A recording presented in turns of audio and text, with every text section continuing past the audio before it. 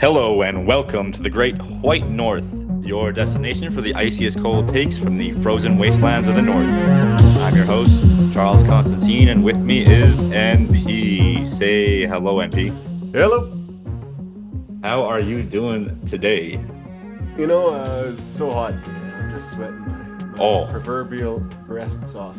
But man, I hate this heat so much. yeah, Like, no, it's too I'm much. dying. I've been It's too dying the much. whole week. We got some good thunder showers though. I like those. Oh, yeah, we had a couple weeks of just rain on and off, but this past, it's just been dead heat. I got to drive. I was driving home at about 6 a.m. and it was already thundering and lightning all around. Driving through a prairie thunderstorm is the Uh-huh. most Kino shit a guy can It do. is real Kino. Um, what do we got on the menu today? Well,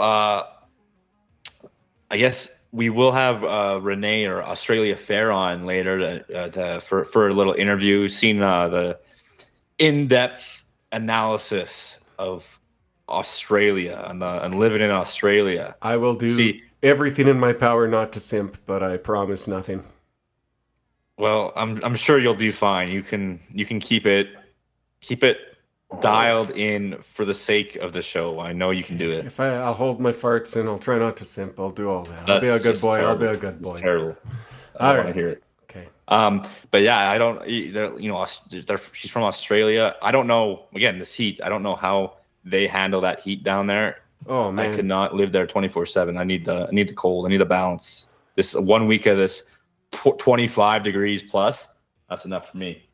But this heat did kind of inspire me to go watch some westerns again. Actually, just the other night, I rewatched The Good, the Bad, and the Ugly. One of the Do you best like that kind movies of thing? ever. I love westerns. That's uh especially the spaghetti westerns. Yeah, no, I'm watching it with new eyes again because I think that's kind of last time I put that kind of thing on was when I was in high school or something. But man, just the whole project of it, just the themes, The music is so good. yeah, the Ennio music, Mori the way it just Cone, builds is that that whole right? atmosphere, man, it is so nice to I like it's like just a great world to build. Fistful of Dollars more than the good, the Yeah, bad. I was gonna go and just go one by one through the whole trilogy. Yeah. Check that stuff out again. A Few Dollars More is almost undebatably the weakest, but it's still good. Okay. And most people would probably say the good, the bad, the ugly. I don't know. I don't have to. I don't have to care because I'm not a cinephile or whatever. I think I like the first one the most of those Okay. three. Because yeah, I like the soundtrack from The Good, the Bad. Like man, Oh, it's so good. I forgot because my dad had this CD when I was a kid. It had all the Western themes, like all the major ones, and like just playing that Good, the Bad, the Ugly theme on the car rides all the time. I But love that stuff. combined with that cinematography Yeah. and just the pace of it, my favorite ones other than those Clint Eastwood ones are probably. Do you know My Name Is Nobody? I want to say with You know what? I haven't Terrence. really watched much outside of just a couple. I gotta look this Like, up real quick. Name is Nobody. Terrence something. Terrence Hill. Yeah. They're a little more goofy. They're a little more than maybe the John Wayne style, but right. it's really good. I think it's also technically a spaghetti western.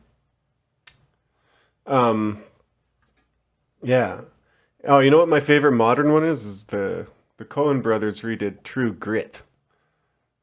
Oh, did that turn out okay? I saw the original. It's never that It's remade one. terrific. It's probably one of my favorite movies made in the last 20 years.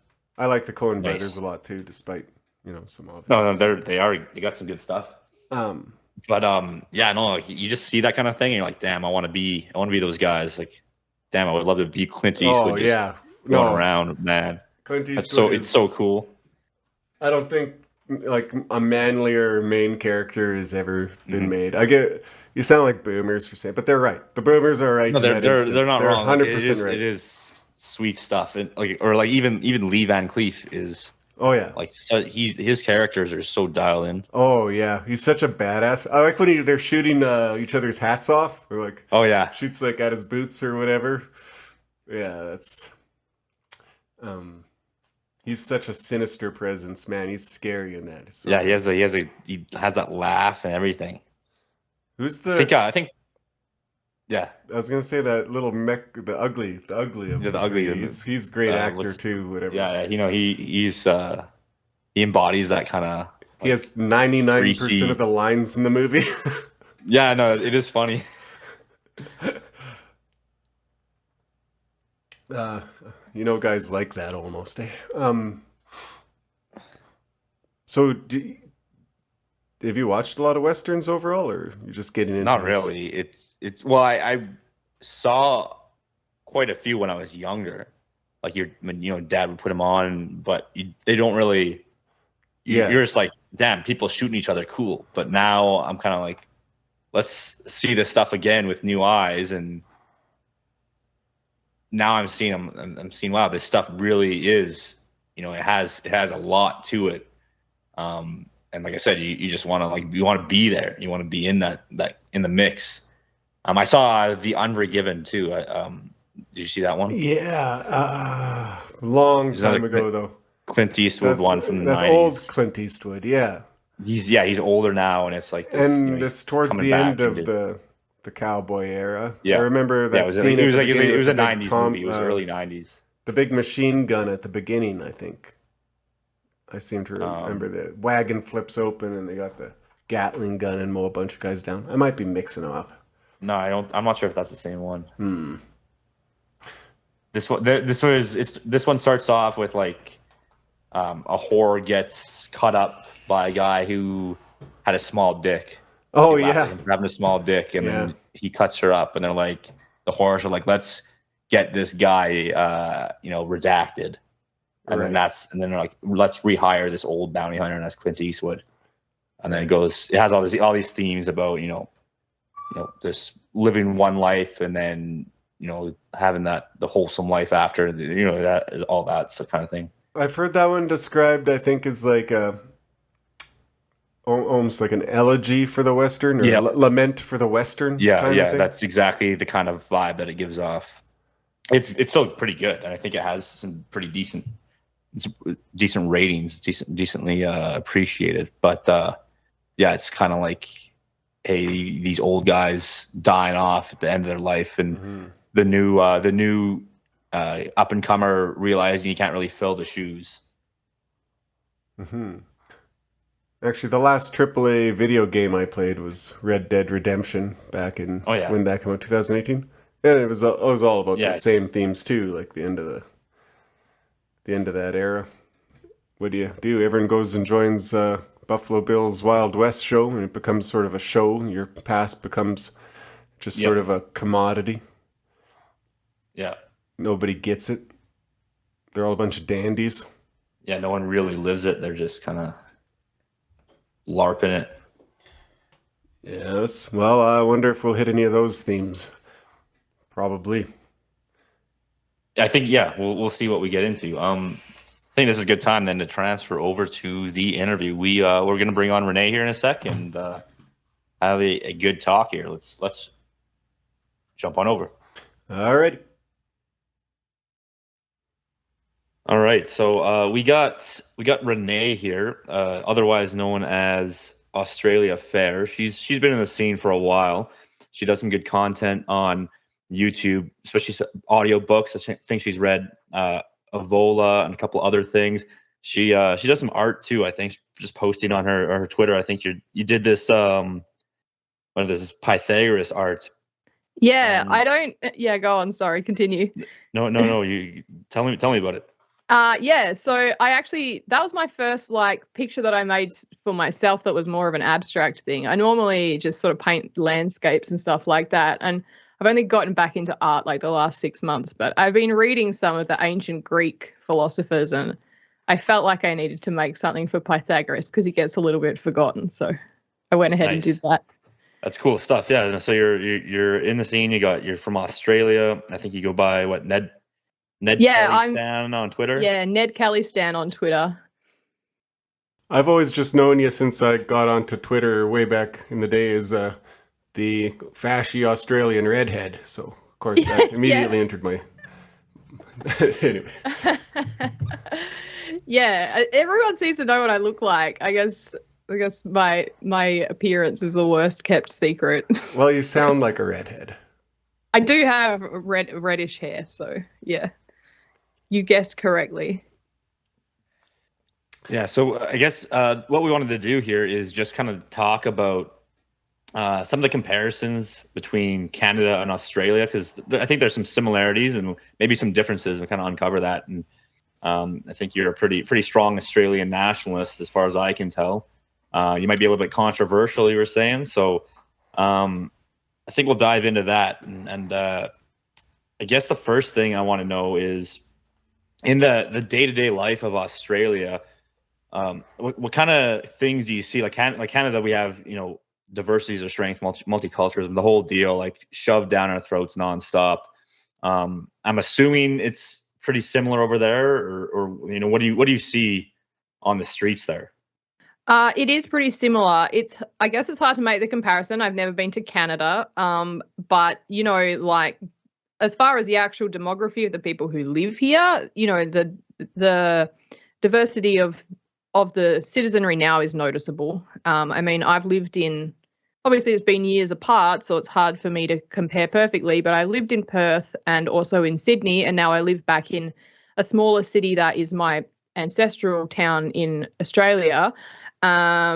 And all of them have like a significant number of people who I would not typically call Australian. In Sydney especially, I worked in the city. I lived in the inner suburbs, so it was a lot of more affluent immigrants there, and heavily Chinese. Everyone kind of knows Sydney is a bit of a Chinatown, so very heavily Asian. And now back where I am, where I grew up, it's surprising actually how, I mean, I'm a long way from a capital city. It's not rural, it is a town, but it's a long way from a capital city. And yet we have, people from Africa, a lot of people from India, a lot of people from Southeast Asia, less of the sort of more affluent immigrants like the Chinese that you'll meet in Sydney, less of them in the regional areas. It's more people, I guess, from more third world countries. And I do wonder, like, what are these people doing here? Like, why are they? I don't want to live here. Like, it's a shit place. And why do they want to be here? It makes you wonder how, what's going on behind the scenes. And as far as like more on the side of like the ideology goes, I don't think I feel like it's probably not quite as entrenched as it is in Canada. There's still certain elements of latent racism within our politics, I suppose, but it's totally impotent. Like, the resistance to this stuff is totally impotent. But yeah, I mean, multiculturalism is enshrined in the official definitions these days of what Australia is. The government has fully incorporated the idea of Australia as a melting pot and a multiculture into what is supposed to be the Australian nation. And that is part of why you mentioned I'm a little controversial. I can be a little controversial among Australians, and it's partly because I do kind of feel like Australia 1.0 failed, and it's over, and we need to rethink what Australia is going to be kind of from first principles, and that process can rub some people up the wrong way. But I think ultimately, as far as the vision goes, we would be in agreement. So, yeah. Yeah, well, like I guess there's a lots of similarities there, because I mean we have the Chinese thing too. That's mostly West Coast stuff. Like Vancouver is all these affluent Chinese people buying up all our real estate. I think you guys have the same issue too, eh? Yeah, it seems to be. I mean, I haven't really looked into the nuts and bolts of it. And if you talk to people who are a little more on the liberal side, they'll kind of try to say that, that's an overblown issue. But I mean, on the other hand, I sort of know people who have been outbid for houses, rentals, and to purchase properties by Chinese people. So, it definitely happens to some degree.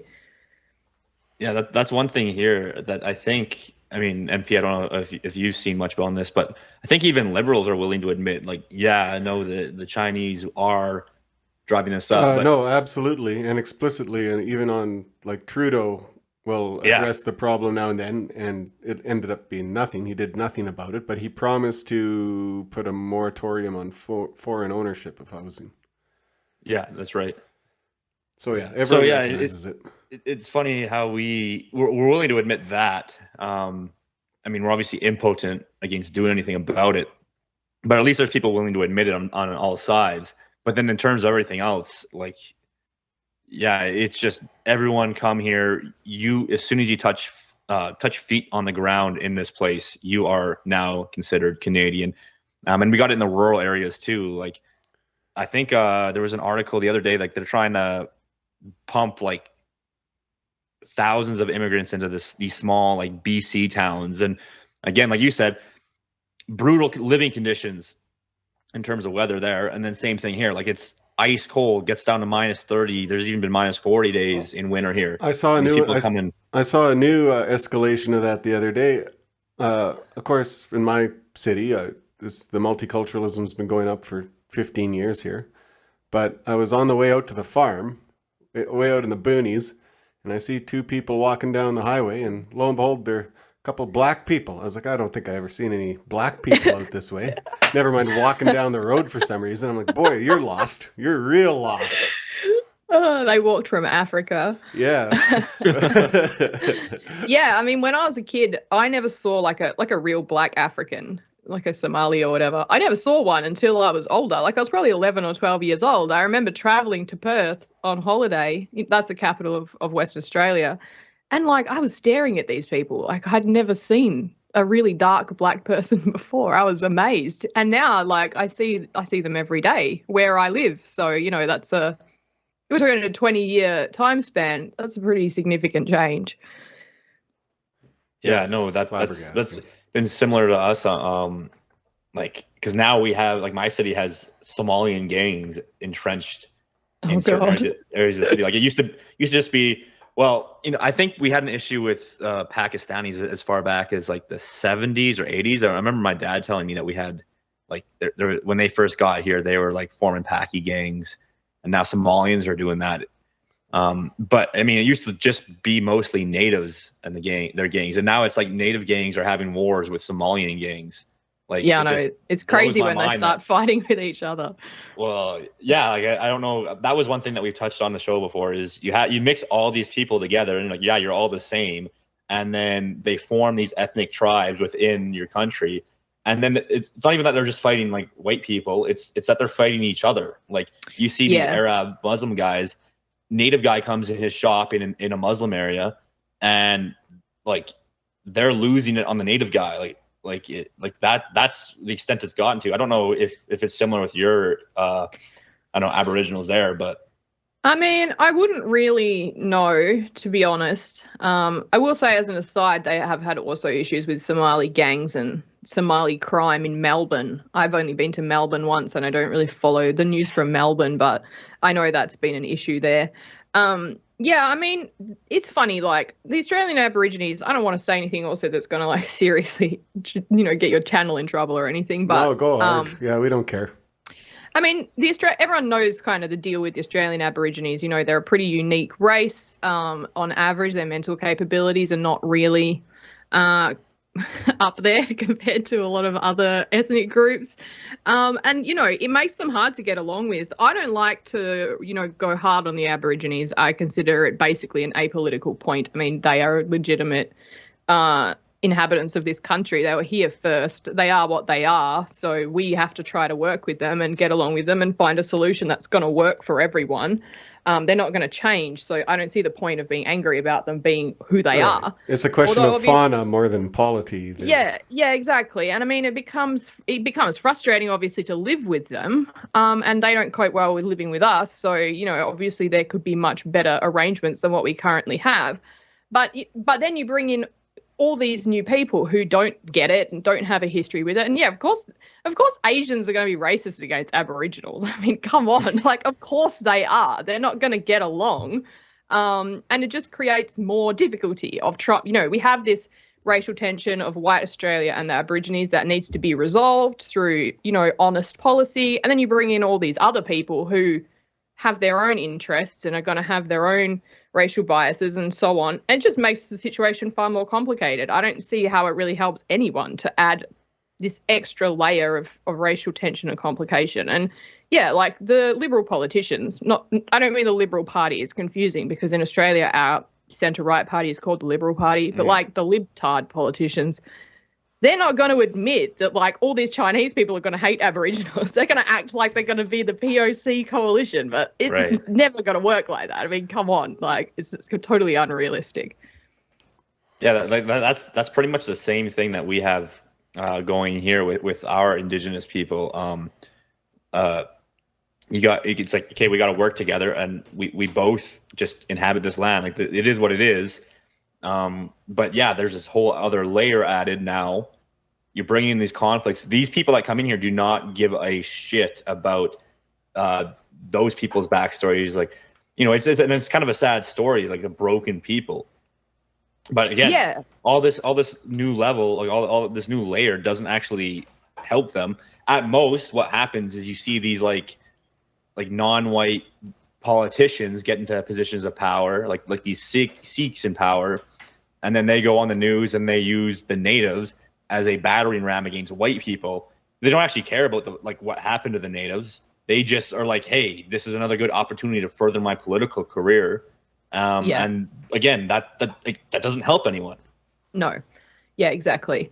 I think this was kind of related to what we were saying earlier about people being willing to recognize the problem of foreign property ownership. But I found that even if you can make some headway with people with admitting that people who just arrived in your country can come and buy property, there's a problem that you mentioned of as soon as someone is sort of born in your country or becomes assimilated, then they won't be recognised as an outsider. So their property, their ownership of property and so on we can't admit that that's an issue because they are Canadian or they are Australian because they were born here.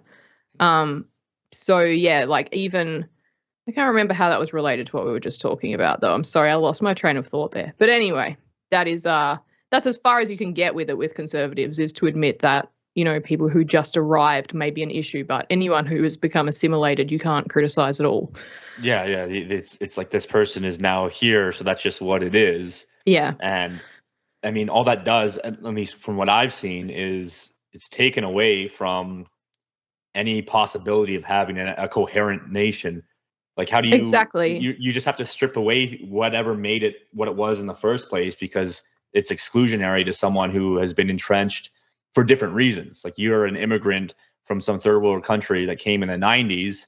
Well, now to include that person, you have to cut off certain aspects of the history to make them, part of this. And then you get what Canada is now, where you have the prime minister saying, oh, we don't have any culture. We're just kind of this void.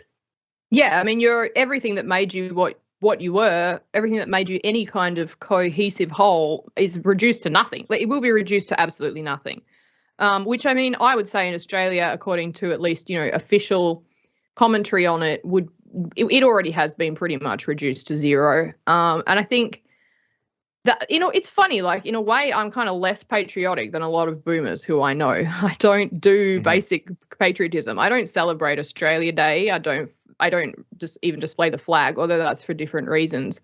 But I'm far more nationalistic than those people. I mean, I'm much more racially inclined than those people, but I'm not what they would call patriotic, because to me, they're kind of hanging on to a remnant that was established by a state and has been now abandoned by the state. It's like, it's a dead project. You think of yourself as Australian in the sense that you were taught to think of yourself as Australian, and that is over. No one's upholding that anymore. All we have now is race, and that's not being affirmed by the official channels. So we have to affirm it in our own way. Do you know what I'm saying? Yes, we've been discussing this exact thing over the course of several episodes, and we have the exact same kind of counter movement. Some of our friends on Twitter and stuff like to debate the red Tories, who are more classically nationalist, you could say. And then, there's the CivNats and other nationalist groups like that. We've been trying to move forward. Yeah. Our primary Canadian nationalist text is Lament for a Nation, written 50 years ago, and they're already crying about it being dead then. So, like what you were saying there, Renee, is a lot of the same things that George Grant in that text, Lament for a Nation, is talking about. Like he just says, hey, you had a chance to make a nation and you lost it. Now, he's talking in the 60s, and it's mostly about just American liberalism, American liberal capitalism, just getting its claws in Canada, subverting the elites so that they're putting profit above nation, and then boom, there it goes. And now you lose the identity because of that. So that's basically been like coming to that realization and saying, hey, what do we do now? Yeah, that's interesting also, because that's really interesting actually that there exists a Canadian book that has such a similar theme. And Canada's a much older country than Australia as well. I mean, much older. I don't know when you guys first were federated, but I mean, for Australia's only been around for a couple hundred years. Well, so when was Australia federated? Tenuous. I don't know. I'll have to Google it. Not very. The actual federation was like maybe 120 years ago. I was a little kid when that's similar for us, but we've been inhabiting it since 1640 or 50 or whatever. Yeah, no, I think like my ancestors got here. My French side got here in like 1604, I think. 1600 was like when we got here.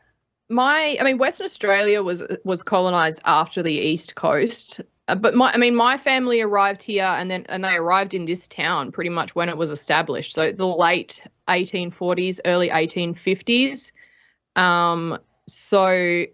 It was much more recent than Canada.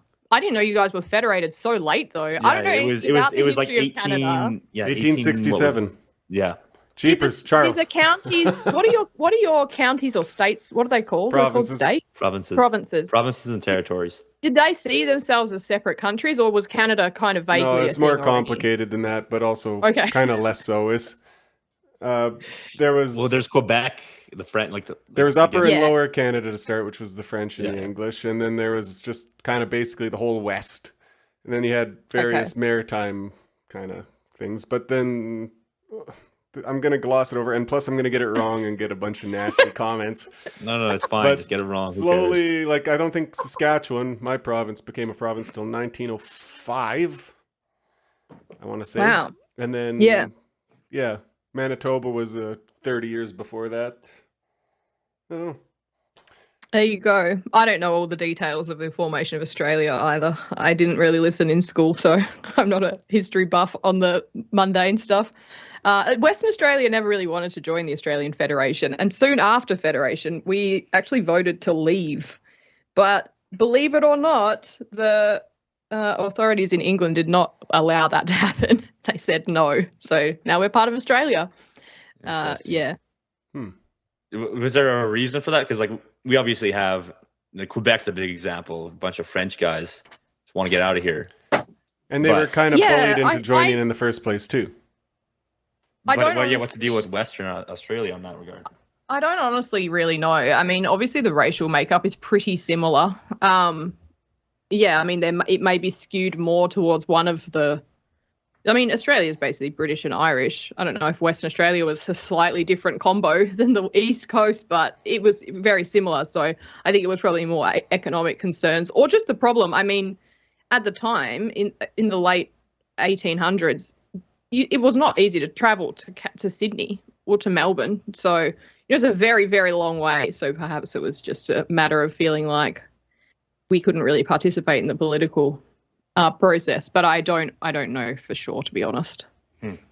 It's still an issue now, I think, the distance. People feel like we're kind of our own thing because nobody lives in the middle of Australia. That's the thing. Everyone pretty much lives on the coast. So it's an extremely long way from coast to coast, and people, I guess, just still kind of feel like we're our own thing. How long a boat ride would it be? Oh, Lord, I don't know. It's 5 hours in an airplane. I've never done it in a boat. It takes several days to drive. And is that across the desert when you drive? Yeah. Well, you can go across the desert. Part of it will always be across desert, but you can cut right through the middle sort of, but most people go down across the Bight, which is at the bottom of the continent. I know a guy who crossed. Well, I used to know a guy who went the top way, the desert way, on little postie motorbikes with his wife, and they went through like all these Aboriginal settlements and stuff, like unsealed roads through Aboriginal settlements. You can't take regular petrol into these Aboriginal settlements because people are addicted to inhaling it. The Australian government actually developed a special low aromatic petrol for use in the outback for this reason. So, yeah. And they weren't Australian either. They were immigrants from England. So they got a real eye-opener about what it's like in the outback doing that trip across the desert. So, yeah. But I've never done it in a car. I've always flown from coast to coast. It's too far. Yeah. Out in our prairie provinces here, it'd be a good 30, I think it's 34 hours, 38 hours to the capital in a car. Yeah. Yeah. Yeah. I don't know. I think it takes like 4 to 6 days to drive from Perth to Sydney. So yeah, sounds about similar. Yeah. Yeah, that's interesting. You guys also have that dynamic because Canada is such a big place. And we got this, you got the thing where so much of the population is concentrated around the Great Lakes, the Laurentian area, St. Lawrence River. And then everything else is just spread out in these vast lands. Like here in Alberta, the two major cities are almost 3 hours apart driving, and then like it's just scattered small towns in between. Yeah, it's too crowded for me. Alberta's a busy place. I kind of felt like that living on the East Coast, especially living in Sydney, that it was too crowded. I mean, Western Australia is an enormous state. The closest I could come for an example, like trying to find an example for people, was if you stuck Mexico and Texas together. That's the size of Western Australia, and only 2.5 million people live in that landmass. So it's pretty sparse out here. Yeah, and that kind of leads to questions about how do you even manage this idea of a country that is a single country spread out this far. Like, how do you even manage all these different interests from like these sparse populations across a vast land?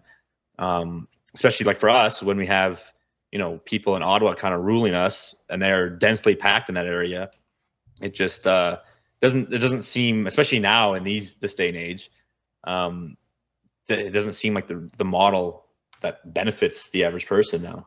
Yeah, I agree. I mean, I think there's probably always been that kind of feel as well, that the cities get preference. But I wonder how that will progress as different towns and cities also develop unique ethnic profiles. Are people going to feel more and more like geographically the country's being pulled apart if different ethnic groups are settling their own little areas of such a vast landmass? I mean, at what point can you really is it obviously not a nation anymore if that starts happening? Yeah, well, that's one of the things that we've been talking about on the show, actually, is this idea of we kind of taken it from a lot of the stuff Matt Parrott writes about in his Substack, is this sort of idea of neo-tribalism and this decentralized approach using devolutionary technology, where you kind of, acknowledging that things operate that way and these new tribes and ethnicities kind of form based on the needs at the local level. And then you pair it with the way technology is allowing people to sort of become more capable of doing things, cultivating their own media creation, whatever. I think that's going to drive a lot of this into, I don't know, more provincial, at least, identities and ethnicities to kind of come out. Yeah. I don't read Matt's blog. Sorry, Matt. I don't read any blogs. If I'm going to take the time out to read it, I'll be reading a book. But yeah, I mean, like trying to, I guess, think about how that would apply to like my local situation. I couldn't imagine it happening anytime soon, because most people, I mean, you've got the older generations who are just kind of like boomer racist. They don't really get it.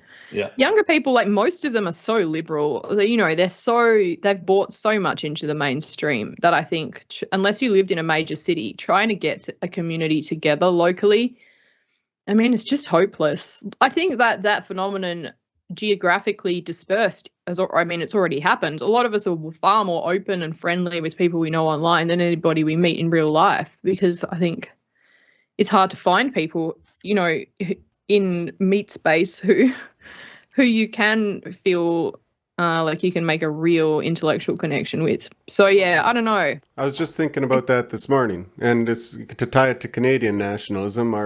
Most of our early national projects were infrastructure projects, making big highways and train lines to tie the ends of the country together.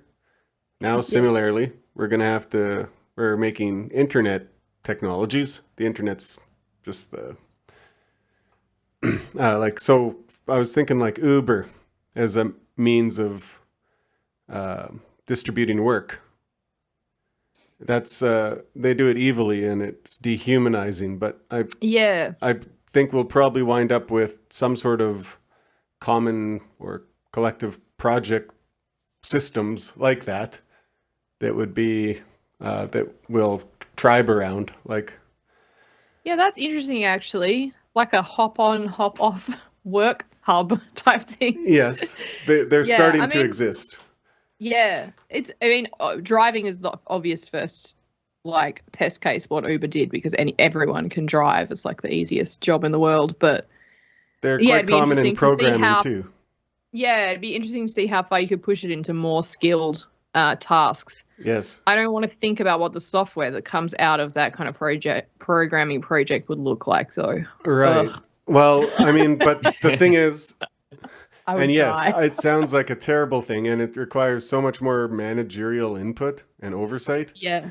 However, that is how most software is created by the big companies now. Like, do you think the Indian guy at Google knows the other Indian guy down the hall? Not at all. They just, Well, I mean, I worked for a big tech corporation. I'm not going to tell you which one, but I think most people have probably figured it out. But I did work for one of those firms on quite a mature project, and it's actually it's not that chaotic. I mean, there is a management hierarchy, and they try to sort of silo the areas of the code base so that you don't have people totally interfering with each other's work. And there's also a very stringent review process. I mean, the project that I worked on, every piece of work had to be reviewed by 2 of your colleagues before it could be incorporated into the product. So, and you do build relationships, even if there's hundreds of engineers working on the product that you work on, you do build relationships with the people who your work interfaces with. Mm-hmm. It's not totally faceless, but I think some like B grade companies probably don't have things set up that nicely, and it probably does become pretty wild as far as people just interfering with each other's work all the time. Well, and don't forget COVID, so that people were like all remote working. Yeah, people are working more remotely. But I mean, bear in mind, I live in Australia. I was working from Sydney with people in Japan and America. So you still do kind of get to know people online who you work with. And also those big corporations pay for people to go and meet each other, but probably less now in the day and age of COVID. I've never been a software engineer in COVID era, so I don't know. But yeah, the hardest thing about being a programmer is dealing with other people's rubbish code and your own that you wrote like 2 years ago. And you're like, who the fuck did this? Oh wait, that was me. So yeah, the thought of like gig software, it would give me nightmares. I wouldn't be able to cope with it. But yeah, I do think, I mean, the quality of the output of all products made in the West is going down anyway. So I imagine we'll continue to see lower quality software products as well for reasons like that. Yeah, it seems like the only people writing real code anymore are like 4 guys in Moscow trying to sell fake money to Roblox kids. Yeah, I mean, that probably would be the most, I mean, other than the moral issues, that's the most rewarding type of software to work on, is something that you can do just you and a couple of other people and actually understand it. So you're probably right. Other than that, just copy from Stack Overflow, like people have been doing for millennia, the ways of our ancestors. Do you work also in software, NP? I do industrial programming, so I'm not... But then I program as a hobby, so... Is that why you're called NP? Is it short for non-deterministic polynomial time? No, it's short... That's your new name. That's your new name. That's a really good one. But it's also like an NPN transistor, right? Or PNP. Yeah, okay. But then he also got neither pleasure nor pain is from an Evola quote. But then also, when I do something for someone and they're like, oh, thanks, I'd go NP. And then I feel real clever. So it's just My- it's very multi-layered. It is. I like it. It's adaptable. I mean, I'm AF, which I made that name not even knowing what like Nick Fuentes' project yeah. is called. So now, like, I don't know why I didn't make that connection. yeah, lots of people think that it's connected. I'm like, I've never even watched a Nick Fuentes stream, and I'm like 32 years old. I'm not a Nick fan. Not a big zoomer. I'm not a big zoomer, yeah. So Yeah, no, it's funny. Like when I was getting messages, I'm like AF, and then I just had to like shake my head a sec and like, oh, that's not Fuentes. Hold on a sec. Yeah, no, sorry, Nick's not ready to come on your podcast yet. I bet you wish he was. So Charles, you got to Yeah, change your he'll have name to to- like NJP or something. Yeah. Just like really confusing. People also use AF just to mean like as fuck. So Huh. Oh yeah, I guess that's a thing. But no, Wait, what- Australia Fair is from our national anthem. Our Yeah, national anthem yeah. is Advanced Australia Fair, so that's where that came from. I'm not going to Advanced sing it for Australia you. Fair. Oh, you can't sing the anthem? I can, but I don't want to. Ah, Not right too now. bad. Okay, Yeah. well, What is, we'll try and convince her, and we'll be right back. You're the one who's drinking beer, so you can sing it. Oh, I'll sing an old shanty if you sing the national anthem, but we'll do that later. Okay. For now, let's move it on. Well, I mean, on that topic though, like Advanced Australia Fair, is there some meaning in that? Oh, You got- I you got think some lore on the anthem. No, I don't have any lore on the anthem. I Yeah. don't even know who wrote it, unfortunately. It also has a bunch of other verses, which some of them I don't actually particularly like. It has some objectionable lyrics. I can't remember what, but I remember reading it and being like, "What is this shit?" But the one verse that everybody sings is all right.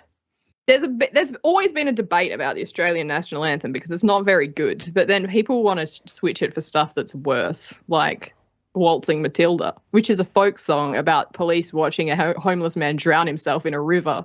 What? So I don't really think that is a candidate, seriously. But Did Tom Waits people do want a it. version of Waltzing Matilda? That might be where I know it from, if so. Probably. It's been covered many I times. see. Yeah.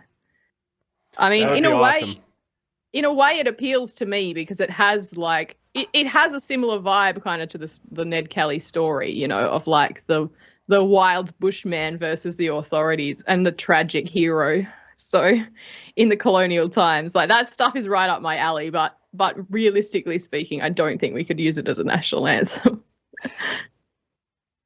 Ned Yeah, like see art. Sorry? No, go ahead. Jump in there. It was a passing thought, but Ned Kelly's the guy who he made his homemade armor, right?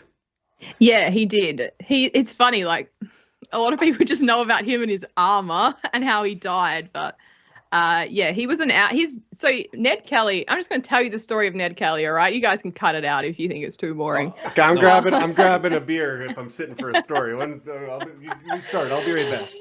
Okay, I'll probably get the details wrong as well. Ned Kelly was the son. He was from an Irish family, obviously named Kelly. His dad was a transported convict. And they grew up extremely poor, and his family, you know, according to their side of the story, were harassed by the colonial powers, the police. But I think they were committing a whole bunch of petty crimes, to be honest. But you know, they were struggling. And so he had this terrible bias against the police. He considered them to be, you know, just racist and unfair. So he kind of was always in trouble with the police from an early age and got into fights with police and things like that. Although, you know, from his side of the story, none of it was his fault, and he was always being provoked. And basically he just ended up in a gang that was constantly on the run from the police. But he was quite a political figure. I mean, he used to, when he would hold up hotels and pubs and stuff, he would stand up and give speeches about how he'd been persecuted by the police and there was no justice in the Victorian legal system and all this stuff to like his hostages. He wrote some letters as well. They're quite funny because he was only half literate, like very like Do you know what? lucid and yeah. I just realized we have Ned Kelly in Canada too. His name's Ricky. I don't know who that is. But yeah, he wrote some letters that were very funny, but quite politically poignant, I think. But they ended up catching him in this big standoff that they had in a pub that him and his gang had held up, and that was when he was wearing the armor. I think some of his comrades were also wearing the armor when they were holding up this hotel. So it was a big shootout with the cops. The hotel was destroyed and a bunch of people died. Ned was shot, but he didn't die. And then he was put on trial and hanged. But yeah, he was just an outlaw. He was a bit of a proto socialist figure though. Like, he was a real kind of working class hero type guy. So that's why he appeals to me, because he kind of has an element of like Irish nationalism in Australia, which appeals to me, and then also, a bit of a working class hero and a bit of a rebel. So yeah, I'm a Ned Kelly fan, hence the Twitter account Ned Kelly Stan. But yeah. Oh, that's why. Oh, it all makes sense now. Yeah, you just figured that out? Yeah, no, I'm putting two and two together here. That's who we're talking about is Ned Kelly, who I named my account after. But on my YouTube channel, there's also a reading of a story of his life, which has more details in it than what I just gave. Yeah, that's cool. Because you don't really hear many stories about the Australian folklore, I guess. Like, it seems like it'd be the perfect setting for, I don't know, kind of like a Western only in Australia. Do you guys have any? Like, I think there's a couple. Like, I think there are a couple of. There are movies. I'm not a movie buff at all. I hardly watch any movies, but there are obviously movies set in Australian colonial times, and there's a couple of movies about the Kelly gang as well. I think one of them has like Mick Jagger or someone playing Ned Kelly. It's really weird. I'm gonna fact check you on that, but carry on. But the one with Heath Ledger is meant to be all right. But yeah, no, there are others, and people have made explicitly Western style movies set in Australia as well. But I don't know any of them, unfortunately. I'm not a movie person. But yeah, there's obviously a lot of similar stuff went on in the undergoverned areas of colonial countries. All kinds of stuff is going to happen, isn't it? Yeah, no, that makes sense. It's funny. I think in sort of contrast to that, the Canadian kind of archetype of a hero is the Mountie. Like, my namesake Charles Constantine. That you can see the picture of this guy. These kind of guys in the early years of Canadian formation, Confederation, were kind of like, the people holding the chaos back as you kind of explore the savage lands, right? So you have these like mythic heroes, fighting off bears as you take the pioneers through the Yukon kind of thing. And we were talking on the last show that we did about this sort of what's the archetype in Canada in contrast to America specifically, is this more orderly society, people more willing to put their individualism aside for the common good, and so that's kind of, at least it's kind of faded now. But this the hero being this sort of a lawman conquering the wilderness, as opposed to like the rebels in the American folklore, the outlaws.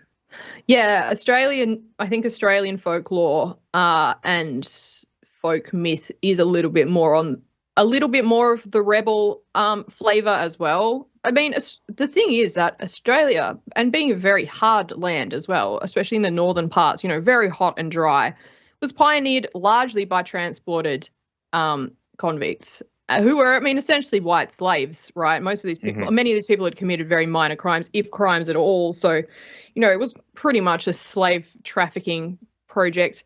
And so there's a legitimate gripe that they had with the authorities, and so I think that's why the outlaw and the rebel kind of ended up a reasonably large chunk of Australian folklore. But I'm biased as well. That's the thing. I like those stories, so I'm more inclined to pay attention to them. And that makes sense.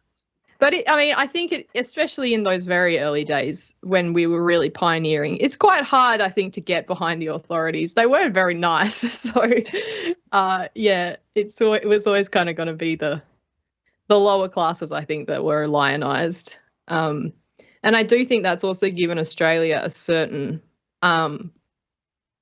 leftishness in a socialist sense, not in like the woke liberal sense that we see these days, but in a way you don't want to be the affluent one or a showy person or a person who takes themselves too seriously in Australia. There's definitely a sense of equality and everybody should be given a fair chance. And, if you're a bit stuck up, you won't be well liked. Well, you're well known for your shit talkers, your bants.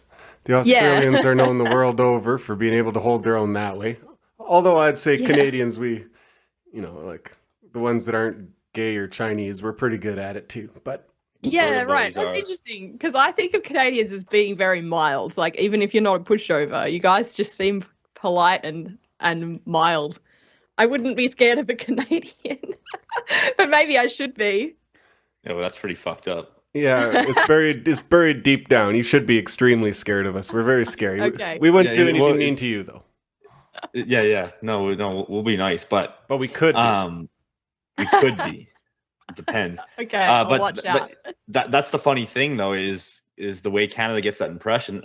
I mean, I think George Grant in that Lament for the Nation, he did describe Canadians as kind of having a what was the word he used? I think he used like stodginess, kind of a little bit of a snobbery and kind of polite, manners oriented, taking into account this desire for order. But that all came out of, you could say, the need for stability and order within like a savage land.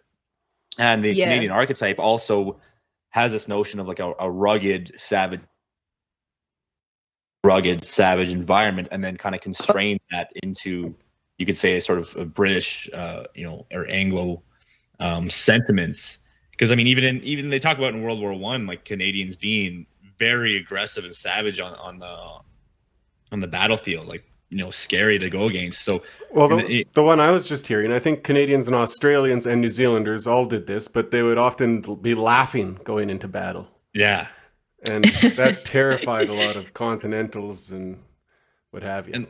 And that's kind of what it is like on the ground floor even today. Like I know a guy I'm on the cross team.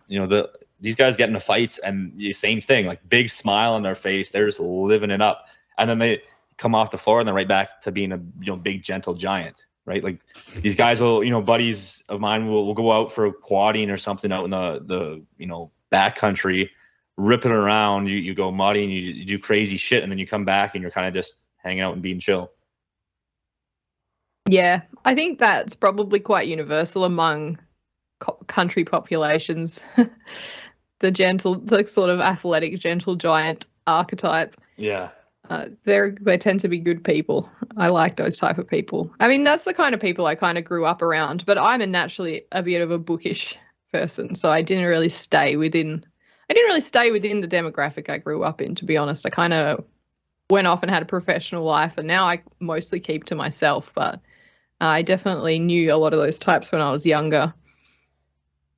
But yeah, I mean, it's Australians, I think, as far as the orderliness goes, it's hard. It's a bit complicated, and it probably varies depending on where you are, but people tend to be a little hypocritical about it, to be honest. They want a nice, lawful, orderly society where bad people can't do anything wrong to you, but then they themselves, including me, don't often want to follow the rules. There's a sort of internal tension in a lot of individual people between the wild man and the sort of salt of the earth, respectable person. Well, it probably just means the rules are set wrong. Yeah, that probably is true. I think that probably is the fact that Australians will follow rules that they consider to be fair and just, and but not overly domineering. And I think that people don't really view the law that way these days. You definitely don't have such a respect for the law that I think you would probably find in somewhere like Britain, where people just think that things that are illegal are wrong. But Australians do bend the rules a lot. Have you got your TV license? Yeah, no. I don't think you could get Australians to pay a TV license. No, Canadians, you'd have a better chance, but... Yeah. You guys, I think, definitely have a reputation for being England's good child. Oh no. Well, I might have to move to the French part of Canada if that's the case. You just want to go there for the French ladies. That's what you want. Well, those Montreal girls. I mean, come on. Who can Yeah. resist? Who can resist? Are the Quebecois good looking? Are they beautiful? Not as beautiful as Australians, but they're close. Australians have such a reputation for being good looking. I feel like we used to live up to it, but the problems that face the rest of the Western world, unfortunately, also are a thing in Australia these days. We're not quite as tanned and fit as we were in the 80s. Yeah, I guess that's happened to everyone. But yeah, you know what, Canada, we're still doing all right. I think we're doing pretty good. Hey, NP? Yeah. I'm looking better every day. That's what I say. You guys just keep looking in the mirror and then Canada will be doing fine. I think you asked at the very start about like what things are like in Australia, and I launched straight into the race and immigration topic. But if there's any other like aspects of that you wanted to talk about, we can discuss that as well. Well, let me think. Because for us, I guess it's pretty. This seems to be a pretty universal issue in the West, but like just the lack of ability for people to just have normal spaces to meet and interact. Your public square kind of thing. It's kind of tough in Canada already because you're covered in snow for almost 8 months out of the year. But I was wondering what it's like in Australia. I mean, you guys have you're mostly coastal, right? So and lots of sun. So I was just wondering what that kind of dynamic is today.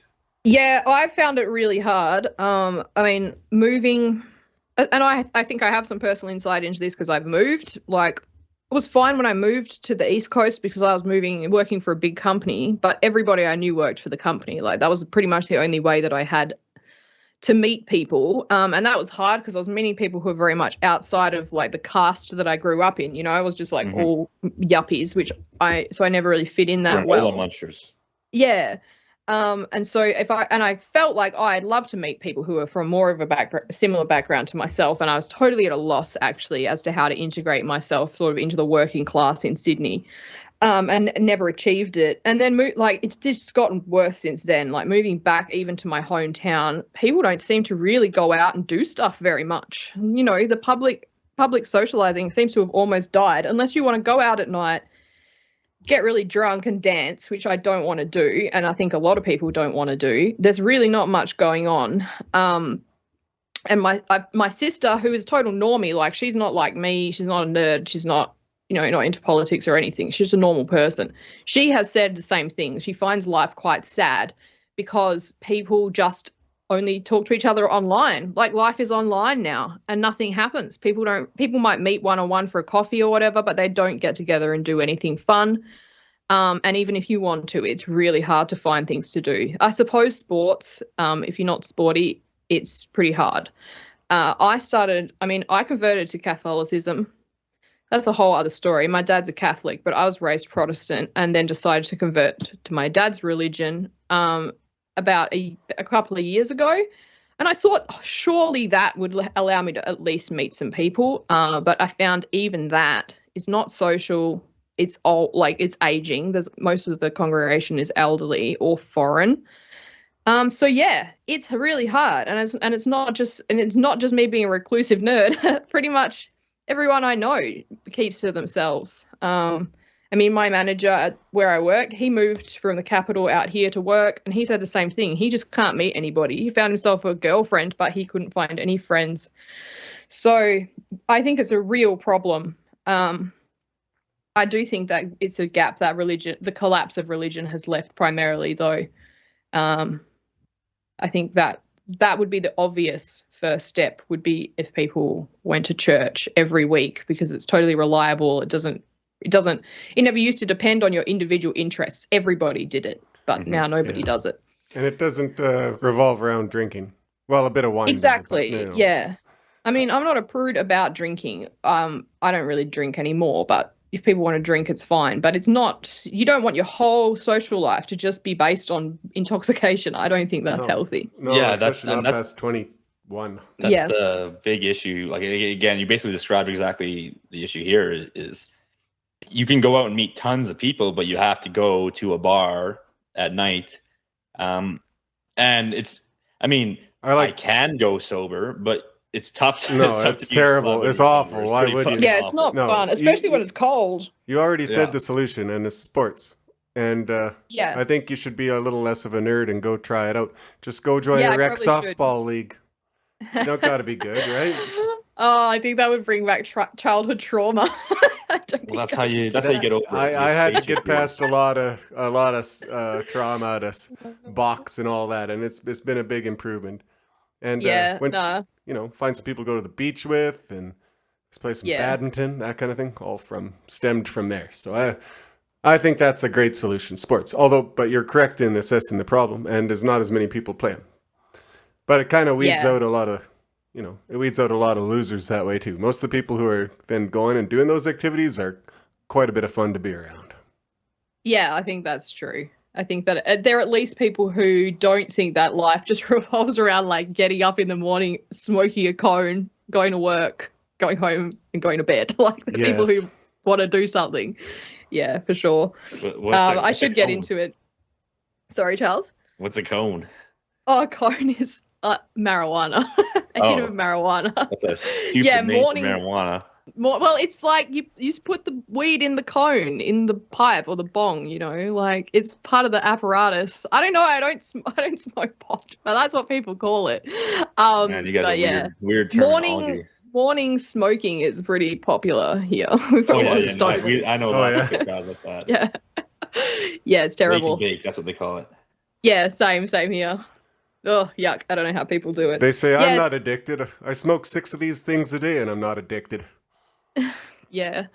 It's something that, I just can't stand stoners, so I never hang around with them, so I never think about it. But man, like the number of people who are wasting their lives on that stuff, like not to sound like an old grandma, but it's just such a waste of time. It makes you so like passive. It's not a good choice. It makes you forget everything you're doing, and it makes you okay with being bored.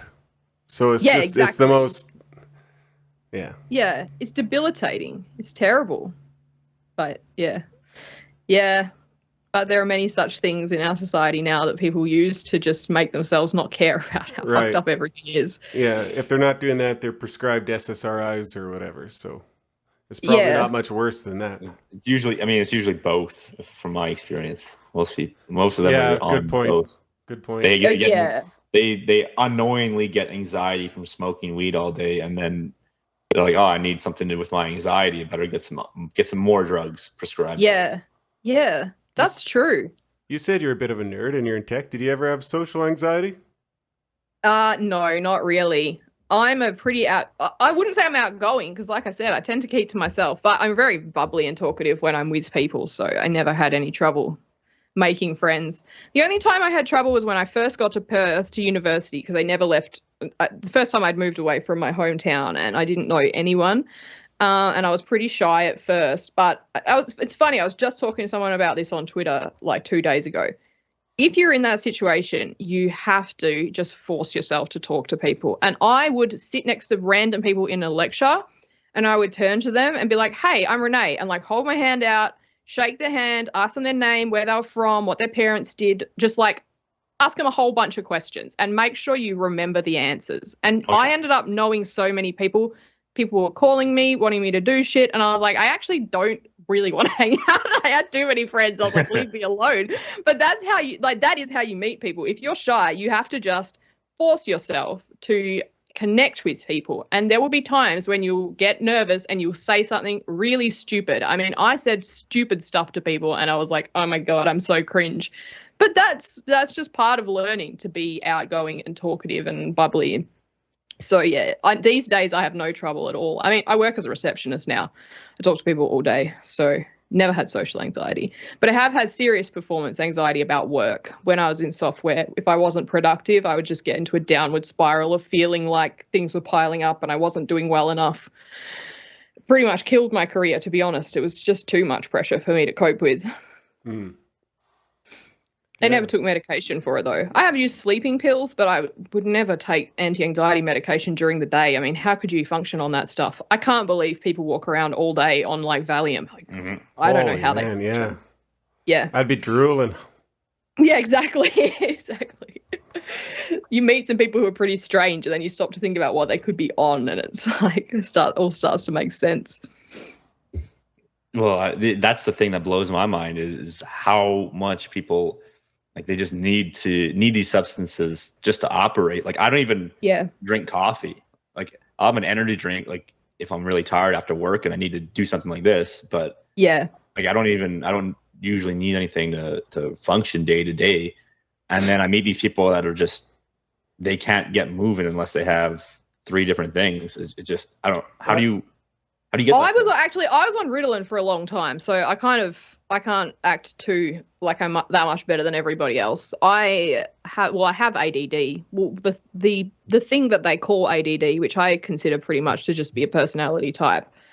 So I started on Ritalin when I was like 15. It actually changed my life. I was failing at school, and I was very naughty as well. I was always in trouble at school, terrible grades, just spent all day mucking around, just winding my teachers up for fun. And then but I had still some like intellectual curiosity, and I kind of wanted to learn, but I knew that I couldn't on my own. I diagnosed myself with ADHD. I started Ritalin, and I totally changed. I mean, immediately became an A student. I caught up on all of the schooling that I never did in my childhood in like half a year, and then I was top of my class. So Ritalin was very effective for me, but it's hard to be on long term. It does make you feel wound up, affects your sleep and your appetite and all that stuff. So in these days, I don't bother with it. I just got myself into a situation where my life is so easy that I don't need it. But I was one of those people who depended on substances for a long time.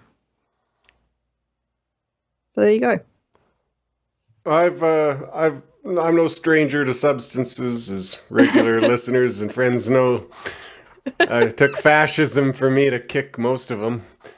Oh, really? Were you a recreational substance user, or were you on medications and stuff? No, or perhaps both, but no, the recreational one really. I like to party, as many Canadians do, and probably got out of hand for a few years there. Yeah, right. I've never used recreational drugs. I mean, I've tried weed. I didn't like it. I didn't get it. It didn't really do anything. So I quit weed, but even while I was still like addicted to cocaine, because I just didn't like it. I finally figured out it just fucks with my head. Like, I don't enjoy this. But I don't recommend any of that stuff. And I think it came from social anxiety for me, self-medication for that. Yeah. But it also ends up just being the crowd you're in.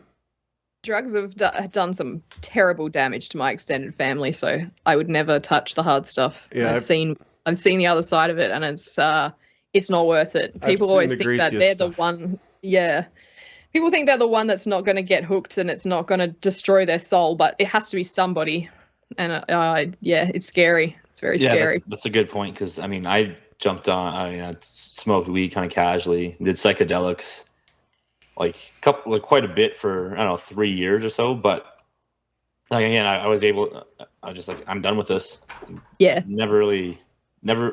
Not to say it didn't impact me negatively. Obviously, it did. But I was able to jump on and jump off. It wasn't that big of a deal. But that doesn't mean I'm going to be like, oh yeah, you'll be fine. Like, I just tell everyone, no, is literally worth nothing. You're not going to get anything. Yeah. Yeah. The only thing I've ever found chemically difficult to quit is smoking, which is if I try and go a day without nicotine, I'm not like suicidal. I'm homicidal. Like, I'm not even joking. Like, it makes me just a lunatic. I start to wish for asteroids to crash into the earth or whatever.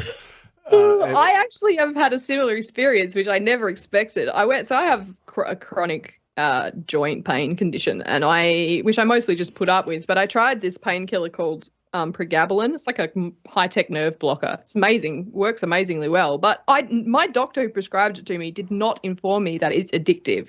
He told me it was less addictive than narcotics, and it rattled off all the side effects, like that it can cause lethargy and weight gain, blah, blah, blah. Never told me it was addictive. So I took it. Like, I had a episode of pain. I took it for a couple of weeks every day, and then I tried to stop it, and I had the same experience. I mean, I was just so mad. Like, I wanted to commit arson, and like, I am not that person. Like, I'm a nice person. And I was not nice when I was withdrawing from this shit. It took me a few hours to figure out what's going on as well. I thought I was getting the flu. I was like, what is wrong with me? I'm like so grumpy. I feel terrible. And then it hit me that I'd suddenly stopped this drug, and I had to taper off it. So that was my only addiction experience, which came totally out of the blue. But it just goes to show how people who aren't educated, like with the problem with opioid addiction in America, if people aren't told by their doctor, it's just such a trap. Yeah. You know, someone with less of a understanding of medications and less of a strong will than myself, like, could easily get sucked in by that. So, yeah. I had a few hydromorph last year after I had my gallbladder out. And so I was on, like, you know, some in the hospital and then 2 days worth of pills or something. But already after that, the 4 hours was up till I could take the next pill. I'm like, ooh, pill time. Oh, delightful. I feel like that, funnily enough, I've had really bad hay fever for a couple of months, and I've just been smashing the antihistamines, which most people don't think of as a psychoactive drug. But man, that definitely enhances your day-to-day experience. I kind of like taking my hay fever pills now. It just makes everything a little more colorful. Actually, I wondered about that because I don't usually get much allergies, but it's awful out at the farm this year. So I took 2 Claritin to try and clear up my nose, and I felt high. Like, I felt like, is this like a common experience? Do they actually get you a little buzzed? Yeah, I do think they get you a little buzzed. I think they probably cause, like, I've never taken psychedelics, but when people talk about, like, the altered state of consciousness you get from psychedelics, I feel like you get like 1/100th of that by taking a couple of Claritine. And it also will give you really vivid dreams. Oh, well, I might have to start experimenting with drugs again, but I'll stick to the antihistamines. You guys are going back down the drug. Okay, this is bad. We're bad. Look, I've never used recreational drugs, but if my required medications are going to cause me to have a nice time, I'm like, okay. Day by day, this podcast turns into the Joe Rogan show. Yeah. Don't do drugs, kids. It's not worth it. But you can take Claritine. It's called Claritin, by the way. Is it? Is it? Well, yeah, Claritin. Okay. Watch the commercial. Unless it's we don't have Australians. drug commercials in Australia. It's illegal to advertise medications in Australia, I'm pretty sure. Really? You can't even advertise Claritin? Claritin Clear. Oh, no, that's not true. Over-the-counter medications we do have adverts for. But I don't think you can advertise prescriptions. That was the weirdest thing about visiting America, is how much medical advertising there is. Yeah, it's a good law to have. Yeah. And then they have the huge list of side effects at the end. Yeah. I've been to America 3 times, and it's the most uncanny place. Very strange place to visit for an Australian. Well, yeah, even for Canadians, like they'll say, Canada, Canadians and Americans are, they're just the same people. Like, what's the difference? Just make Canada a part of America. Like, who cares? Yeah. But you go there, and I'm like, this is actually a different world. Like, even going to majority white places, you're like, these aren't my people. Like, we're on the same page. Yeah. We're both like white, but you're clearly not home. There's clearly like a stark difference. So I actually had a minor breakdown the first time I went to America. I just freaked out. Like, it was too weird. I was too young. So what's so weird about it to you? It's really hard to explain. I don't know. I think it's just almost like Australia. So you think that you're going to understand how things work, and you think you're going to function, and then nothing is quite the same. And I found it really difficult to just get by day to day. I was only there for a few weeks, but I'd never traveled international before either, so it was a little overwhelming. But I lived in New Zealand for 5 months when I was a lot younger, and that is a lot like Australia. That was not, like that. When people say America and Canada are basically the same and they're wrong, I think people who say that about Australia and New Zealand are correct. That they're I feel like similar. New Zealanders have a much different opinion about that. I mean, I'm not one of these people who's like, oh, make New Zealand a state of Australia. Like, fuck New Zealand. I think that's horrible. I wouldn't, like, they are their own thing. But an Australian can move to New Zealand and vice versa and not really skip a beat. It's very similar lifestyle and so on. New Zealanders drink more than Australians, though. Those people and swear more. Like, people think Australians are the feral, like, alcoholic, swearing, reckless people. Kiwis are even worse. They're out of control. I've seen those lads on Flight of the Conchords. They do seem pretty out of control. Yeah. When I lived in New Zealand, I couldn't believe the number of people who told me stories about getting drunk and wetting the bed. I was like, is this just acceptable in New Zealand to like pee the bed? That's pretty common here too, Stop. honestly. Maybe it's a cold climate thing. I don't know. No, I've never wet the bed from being drunk, but I had a buddy named Jeff who pretty much every time, and I think he shat on his girlfriend one time too by accident. Yeah, I know a couple of guys that shit their pants. They're so drunk. Oh my god, gross! Yeah. I'm never drinking with Canadians. Well, yeah, like a funny story on Canadians and Australians. Like again, people have that notion of Australians from the crazy party guys, but I remember a group of buddies went to Australia, and like they were showing them all the Canadian drinking techniques, and the Australian, like they were telling me the Australian guys had no clue. Like they were mind blowing. Like a buddy showed them an Indian shotgun. Do you know what that is? I've heard of it, but I don't remember what it is. It's where you smash the beer can over your head and then you do a shotgun. And so like my Canadian buddies introduced that to the Australians, and they're like, "What? Where did this come from?" And then they loved it so much they just kept smashing beers over their head. Yeah, everyone drinks a little differently.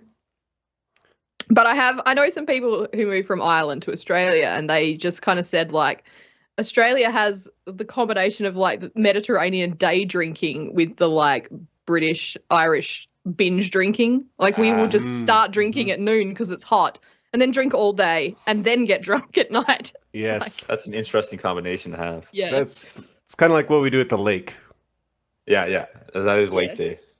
Yeah. Or if you're working for an engineering firm in Edmonton, as I discovered for a while. That's not common. I wouldn't say that's representative.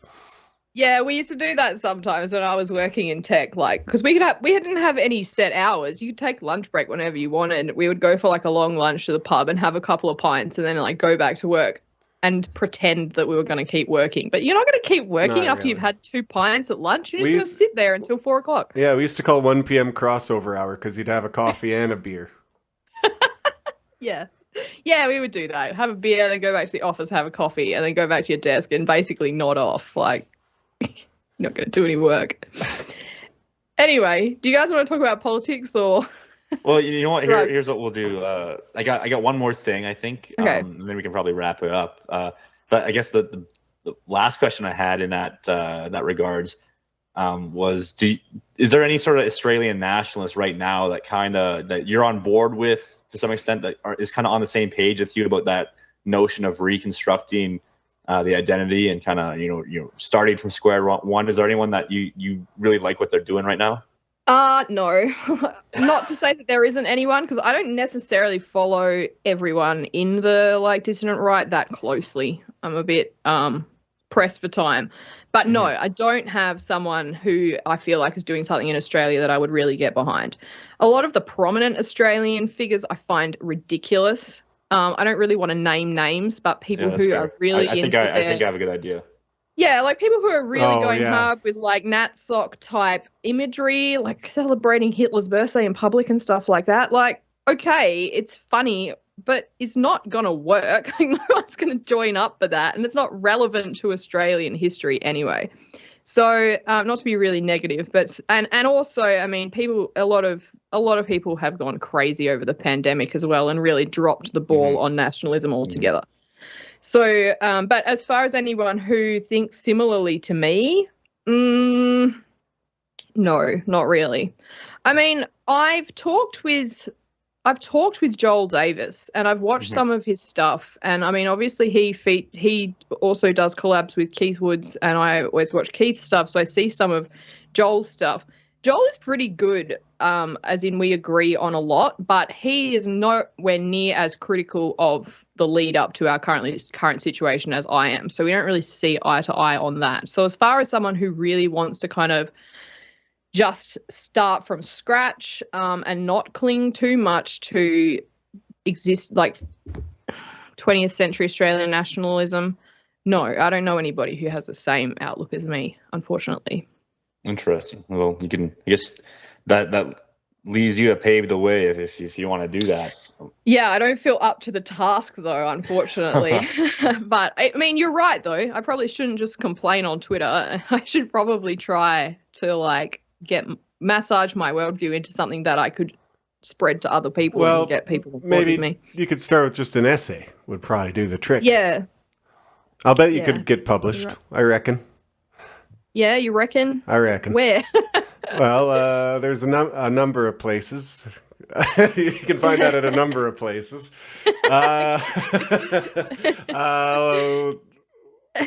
Where did our buddy CJ Occidental? Our buddy got published. Occidental Observer, and there's plenty of places out there. Plenty of Substacks. We got a Canadian magazines coming out that'll, I'm sure, host Australian content. Is a sister colony. In fact, that was something that we talked. I think Blood on our Canada Day live stream. This is actually the kind of conversation that he wanted to hear, right? Yeah, absolutely. Yeah, so we got other guys that want to kind of get on the same page and see what Australians are thinking, and it sounds like you happen to be along the same lines as what our views on Canada are, just in Australia. So it's not like you're completely alone in this aspect. Okay, I just invented a new kind of nationalism. It's pincer movement nationalism. You get them over in the southeast, we'll get them over from the northwest, and we'll crush them right in the middle. Okay, sounds like a strategy. I mean, I think the thing that probably sets me apart from most Australian nationalists is that a lot of Australian nationalists are very protective of Australian ethnogenesis. Like they don't. Because I found that the Australian national identity had totally collapsed. I went back sort of to look more at our early history, our colonial history, my personal family history. Because I mean, on my mum's side, I'm an 8th generation Australian. There's a lot from my own family for me to draw on and look at, and that does at certain points run into conflict with ethnogenesis, because I think a lot of ethnogenesis has to be amnesia. Like you have to leave whatever your old world attachments and your old world gripes in the old world and not be a distinct ethnic group and just be Australian. But I find if you do start talking about pretty much any ethnic heritage other than English ethnic heritage in Australia, if you are Italian or you are Irish or you are German, etc., people get quite defensive about it. And I can understand why. Like we have a problem with minoritarian concern trolling, basically, and people trying to tear the nation apart. But on the other hand, given that ethnogenesis basically didn't work and failed, I would like to see a new ethnogenesis of white Australia that can be honest also about our roots, that can incorporate all of our ethnic backgrounds without anyone having to forget where they came from. Because I think that's important. Like I do think that our old world ethnic backgrounds are part of our identity. It should be part of our identity. They're part of what is going to inform what laws and culture work for us. Because I'm a race realist down to the ethnic level. I do think that the Irish and the Italians and the Germans and the English and the Scots and the Welsh all have their own character. Which is partly, you can tell by their technical manuals. Yeah, and they partly, unfortunately, have brought all of those different needs to Australia, and I think that's something that really should inform what Australia will be, how we will see ourselves, and how we will conduct our country. And yeah, so I want to be honest about that stuff. I don't really care about recognising the fact that Australian ethnogenesis basically failed, and also that there's all these different elements of white Australia. But a lot of people want to say, no, we have to forget all of that. Like, Australia is just an Anglo country. Everybody else has to assimilate. This is how it's going to be. And we're just going to keep running with what we've been doing since the start. And that does cause some conflict. But I also don't think it's I just don't think it's a very good strategy. I think it's over. And we might as well be honest about who we really are and let everybody, create a nationalism that incorporates ethnic as well as New World identities. So in that sense, you're quite explicitly like a white nationalist. I am, yeah. Which, I mean, on the other hand, would I want like a whole lot of continentals to suddenly come to Australia?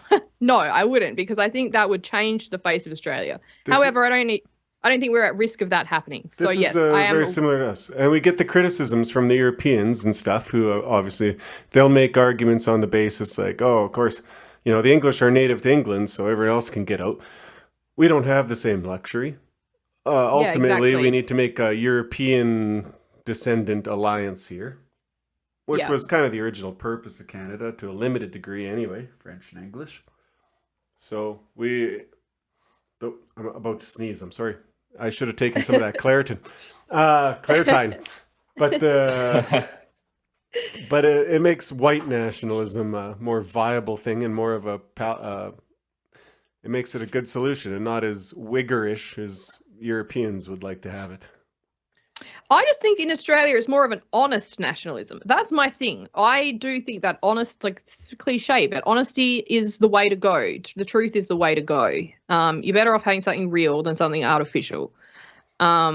Which is probably kind of democratic of me, right? Like, I don't have this top-down view that a nationalism should be forced on a people and form a nation. A nation should grow out of the people. And the people are, we are a mixed white group. So I'm a little torn between being a white nationalist, but also not. I wouldn't want the ethnic makeup of Australia to change dramatically. But it is totally different in the New World than the Old World. Like, I do not blame Old World Europeans for not wanting lots of different European ethnic groups moving into their countries. In fact, I think that's terrible and destructive. But Agreed. In the New World, it's very different. Mm-hmm. Well, here's where it's tricky, I guess. So, I mean, yeah, again, we have a very similar problem in Canada. But for someone like me, okay, I got French, German on one side and Scottish Irish on the other side. And, the latest someone's come in my family was like 1850 and the earliest is 1604. So it's just, there's no real connection to those old ethnic identities. Like, there is, in some aspects of the cultures that have been sort of established. And I still, if you feel that, but I can't really be anything other than whatever Canadian is now, right? So I have that. There's many of us that are like that. But then there's also people that came after, majority after 1900. Now, here's where the issue is. And here's where, again, the honesty aspect comes into play, I think. And so we did this on one of our earlier episodes, but we talked about Ukrainians coming into Canada as a larger ethnic bloc. I think we have the largest Ukrainian diaspora. But they maintained themselves as Ukrainians and lobbied Canada to change their ethnic policies. And they were actually the ones that pushed Canada for this notion of multiculturalism. Because Ukrainians wanted to have their own ethnic bloc they could maintain to get a little bit of power for themselves between the sort of Anglo and the French, by ethnic structure of Canada. So that was the issue that we had, and that's sort of where I see the Continentals coming in here does pose that problem, which is why I don't go for the all out, like, you're just white, so I'm automatically on the same board with you. That's where you kind of have to say, hey, like, what are you really? Are you here because you are trying to establish yourself as a power block for your people, and you're trying to be separate, or are you here because this is all you have now? And I mean, it's obviously the same thing for non-whites that have been doing this here as well. But I think that's where that honesty comes into play. And I mean, like, now Ukrainian, like, everywhere here is Ukrainian flags. There's more Ukrainian flags than Canadian flags being flown right now. And it's okay to be an ethnic Ukrainian nationalist here. Like, literally, you can be going like, Ukrainians have their ethnic interest. You can say that publicly in Canada. No one's going to stop you. But you say like something like me, like what about my interest? Like what else am I supposed to be? That's where that like trying to cut through all of that is the tricky part. Yeah. Yeah, I think, well, when you have large non-white immigrant groups, you have the double problem of political organization, and also the problem of mixing with the native population and irreparably damaging the biological structure of the nation. But when you have large, like, white immigrant groups that are newcomers that aren't part of the foundational stock of your society, then you don't have, like, the mixing problem is less of an issue, but you still have the I don't know. Have you seen organization Ukrainians? problem. No, are they not? You don't, not what you want. You don't want Ukrainian. Not my first pick. You know, Okay. I wouldn't cry like if it's my 10th to last pick, but it's still above a lot. You're right, but it's they're different. They're different. I don't think I've ever met a Ukrainian, so I've met lots of Russians though. They're certainly their own. They're not that thing. different. Yeah, they're their own thing. Yeah, they are.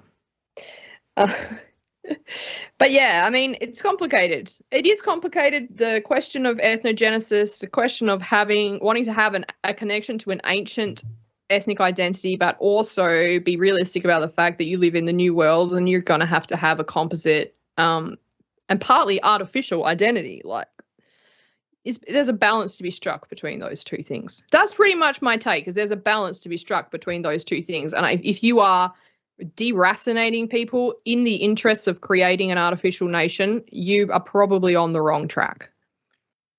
Yeah, I think that's a fair point to kind of dial that in. Yeah.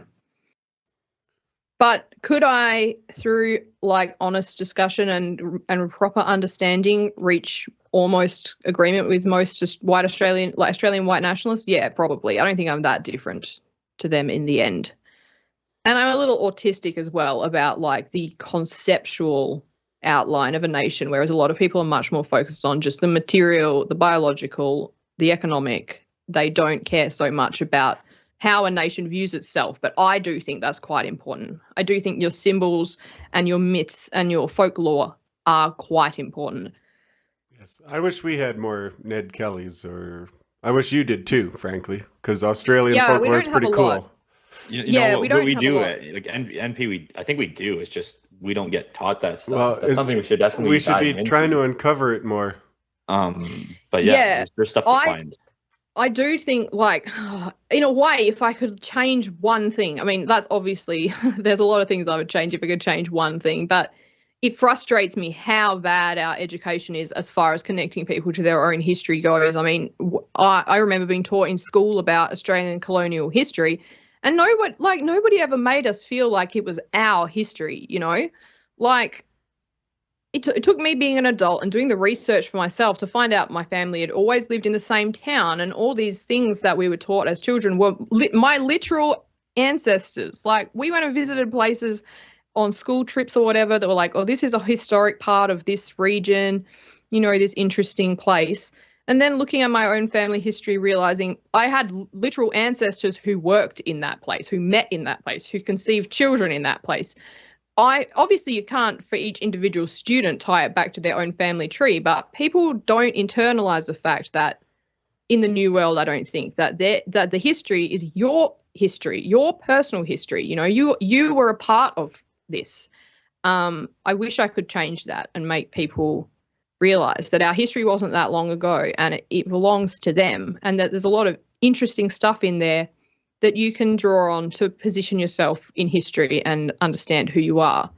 Like, our kids are really missing out on a real understanding of who and where they are. That's the exact same problem that we have with Canadian history. To here, actually, we had Mike from Imperium Press on, and he's actually Canadian, and we had a long discussion, or at least a section of our discussion was just on that.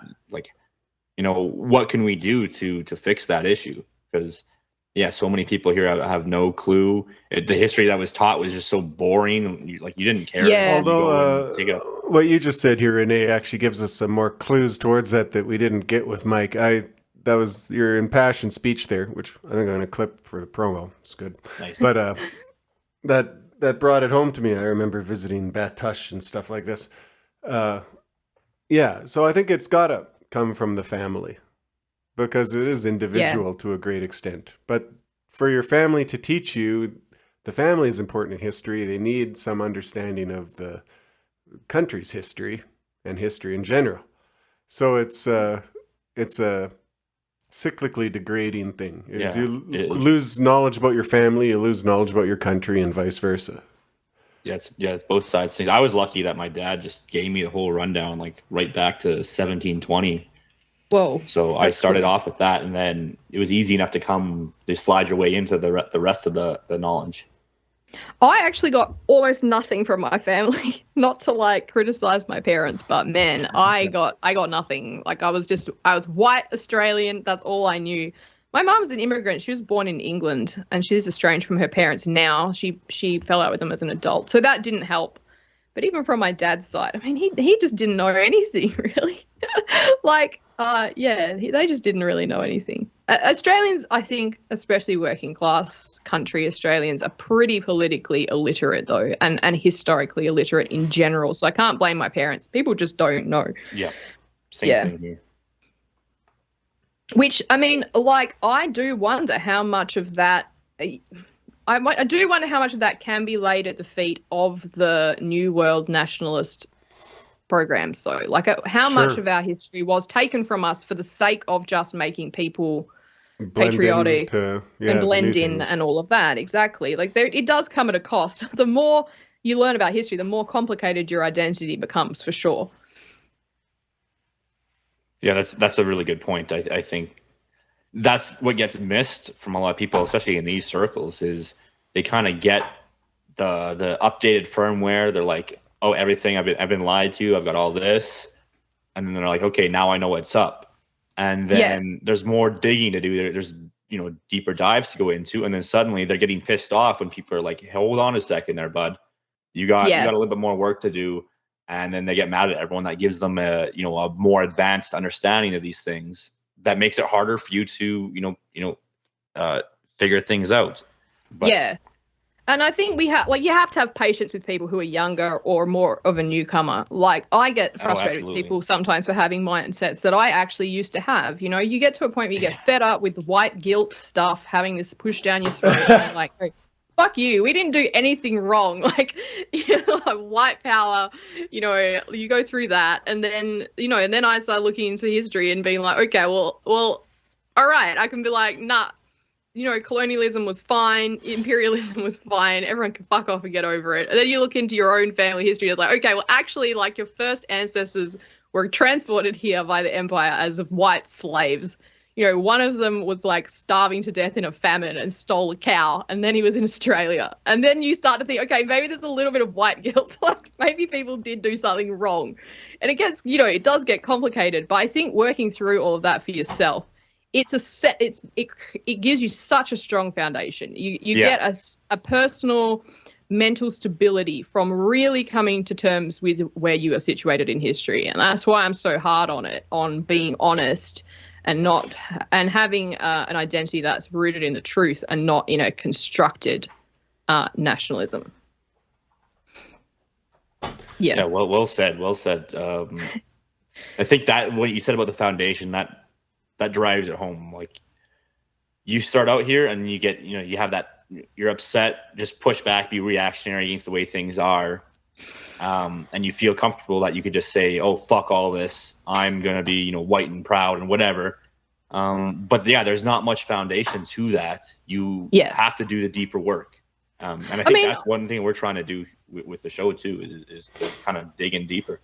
Yeah, I think it's good. I think the more we discuss it, the better. Because, not that there, like, obviously there's a lot of reasons to be proud of our race and of each of our individual ethnic groups, like, especially, I think, cultural and scientific development. Like, no one can take that away from us. We produce, unbelievably refined things and beautiful societies at certain times, although at certain times what gets called a beautiful society is not what I would call a beautiful society. But we have a lot to be proud of, for sure. You can, I don't think anyone should throw that away.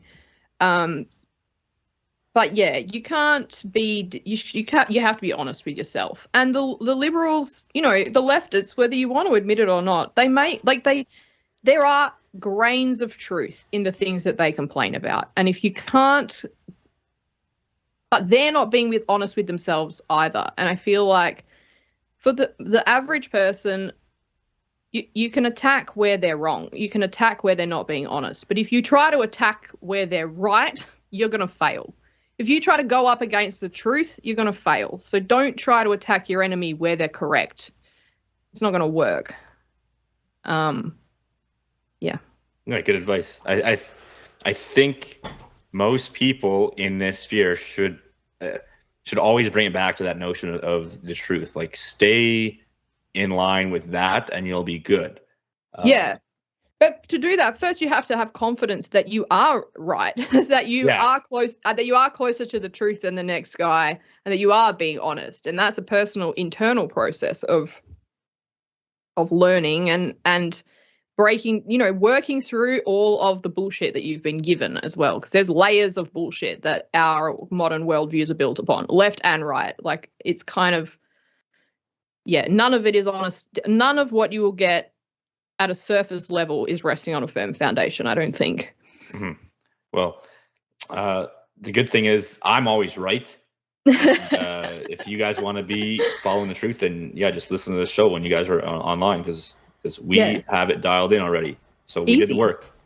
It's done. And now I wish I'd already listened to your whole backlog before I came on. Of course. And even when it seems like we don't got it perfectly dialed in, it's just because we're dialing it in. Like, you're in the process of being dialed in. It's just and even when it sounds like we're wrong, we're just going to be right in like another day. So don't worry about it. Yeah. Sounds right to me. All right. Well, I think we can roll it up there. That was a great conversation. I really appreciate you coming on, Renee.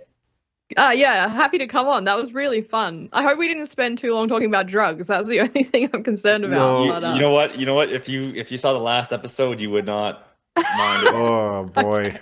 All we talked about was like goth girls and Winnebagos.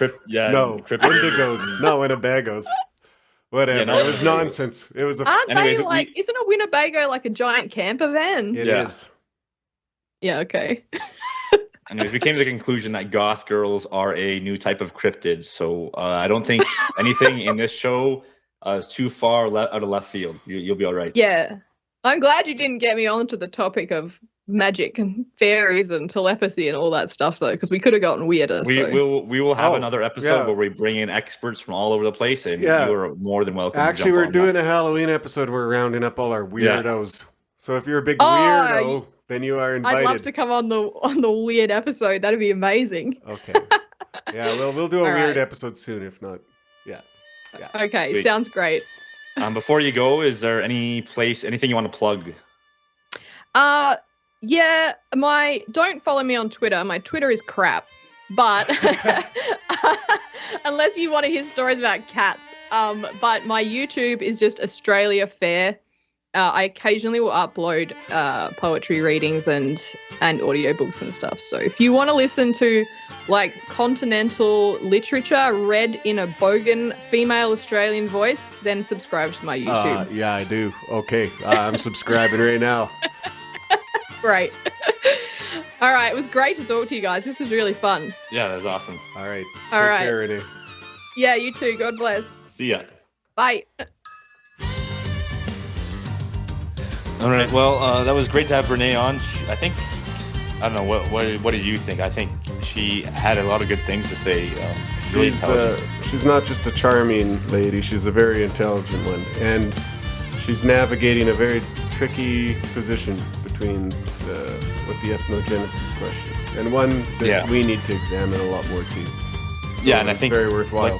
Like we said in the interview, I think that's a lot of our Canadian guys were saying the same things, and I think bringing the comparisons together will do a lot for both sides, and maybe we'll pull off that pincer that you talked about. Yeah, we'll talk about that in the secret chats. Like, let's not blow the whole plan here. I guess let's wrap it up. But Did you hear about this AOC thing? This is pretty lowbrow. I only heard about it 10 seconds ago, and I'm laughing my head off. I'm laughing my head off. I can't believe you missed it. I did. I missed it entirely. I was out at the farm. Big booty. My favorite big booty Latina. This is one of those things, again, like, it's lowbrow after such a good discussion, but it's just so funny. This kind of thing, like, for those that don't know, AOC was walking up the steps in someplace in DC or whatever. Who cares where she is? Yeah, and some guy, I think he, based on his name, probably a Jew. Who knows? But he's filmed himself seeing AOC walk by, and he has this whole thing like, look at the big booty, my favorite big booty Latina, just pulling that meme out, and like, she comes over there, kind of gets mad, or I don't know, doesn't she flash a thumbs up or something? Or peace sign. Well, double peace sign. I wouldn't say she handled it badly on the spot. You could tell she was kind of irritated, yeah. Yeah, well, here's the thing. Did you notice, I just showed you it, but did you notice that her boyfriend was there and he just walked by, he didn't do anything? Which brings up the classic 4chan and Twitter question. This guy comes up to your girl and calls her a big booty Latina. What do you do? Yeah, I think he should. Did you see the recent clip? It's an old thing. I think it's Tom Cruise losing it on somebody over.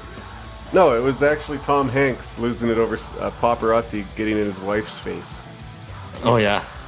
Oh, I think that's the kind of movie you gotta make. Yeah, I think that's the right thing to do. Yeah, her boyfriend just kind of like did the virgin walk. He kind of has that, I guess, your typical soy face kind of thing, right? Yeah. So, but the whole thing is just funny, and then some good memes came out because I sent you that video of her little rant that she did about, oh, this guy came up to me and look at that big booty, and then boom, what a surprise! Someone clips it, puts it next to Donald Trump playing tennis, and yeah, there you go. Yeah, it's a good source of memes. I always thought of AOC had a very waitress girlfriend vibe. That's my that's what you're saying. You got to elaborate on this. Well, she seems like every girl I ever would have dated who worked at a Denny's has sort of the same vibe. She might be like 1% better looking and 100% more Latino than those girls, but I mean, than the ones I dated. Not 100% more Latino than most Denny's waitresses. Probably just on par for that. Anyway, yeah, she just gives me that vibe, like kind of a naggy, tired girlfriend. Well, I don't disagree, honestly. Certainly not. At the end of the day, the thing that's funny, I find funny about it, like, I don't care about AOC really. The thing's funny because it created some. And there's probably going to be more memes coming out about this. I just find it funny that is a possible interaction that can occur with a country's supposed leaders. Like, just think about how insane that is. Yeah. Like that dynamic. Like, why can that happen? It just blows my mind. It's just so absurd. Like, clown world, but like, really, what the hell is that? Think of well, let's not talk too much about the implications of that, security-wise and stuff. It's amazing that as few things happen as do. I'm not advocating anything or saying anything. I'm just saying if you can go up and do that, it's amazing. Like, for how angry people say they are, it's shocking that look at what happened in Japan this week. Yeah, sure, but that's not really. I think that those are different situations, and then also I think the position of the guy that was doing it, he actually probably had some clearance already, so it's not exactly. It's not exactly that straightforward. Actually, we were trying to think of what was in the news this week. That was in the news this week, but it didn't. Oh yeah, the Shinzo Abe thing. Yeah. I don't have anything to say about that because I don't know a thing about it, and I've never been able to understand Japanese politics. Yeah, at most you could just talk about the dynamic of who's praising the death versus who is mourning it. I can't even. Like, as far as I know, it was mostly like, here's a guy that was actually trying to get his birth rates up in his country with his own people. That's Other than that, he was a pretty maybe slightly right of center kind of guy. But yeah, there's not enough relevance, I think, to dive into that too deeply. At least not for me. No, not for this podcast. Maybe like not that the AOC thing is relevant either. It's just it could be very important. I literally am the biggest ignoramus on that on the planet. So, as far as big booty Latinos, though, I'll comment on that. Big booty Latinos, I can comment on that. I'm not an expert, but I know enough to make a comment. Yeah. Whatever floats your goat. Anyways, I think we got all of our good content in the interview, and that's the key. So the lowbrow stuff, that here, we'll do the fourth wall break. That's just to clear out some outro space, That's what you guys. That's what this is. We need something to play the awesome metal tune over. This is something we are just explaining, that we have an outro segment so that we can cap off the show, and we just needed to talk about something. There you go. You got the inside details. Now that's it. That's all I got, really. Okay. Yeah. Make sure you stay chilly in this summer heat. We'll see you next week. See ya.